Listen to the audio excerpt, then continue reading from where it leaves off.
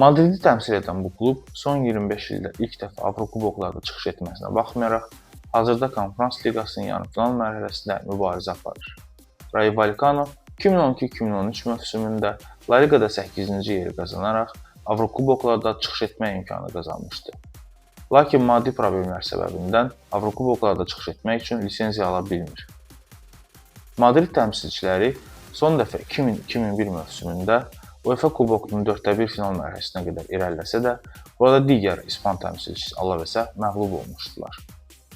Bir əsrdən çox yaşı olan bu sadə klubun ən gec çarpan xüsusiyyəti isə onun sadiq azarkeşləridir. Tarixi boyu 8 dəfə alt liqaya yuvarlanan klubu azarkeşləri heç vaxt tək qoymayıb. Hətta hazırda klubun stadionunun, məşq bazasının və həmçinin meydançasının belə vəziyyəti ürəkaçan olmasa da, azarkeşlər daim komandanın yanındadır. Hətta Rayo Vallecano'nun oyun biletlərinin onlayn satışının olmamasına baxmayaraq, Strasburqla ilk maçdan öncə azarkeşlər sevimli komandaları stadiondan dəstəkləmək üçün saatlarla kassalarının önündə növbədə duraraq bilet almağa çalışırdılar. Məncə belə sadiq azarkeşləri olan bir klub, onun nəticəsindən asılı olmayaraq hər maçda sona qədər döyüşməyə borcludur.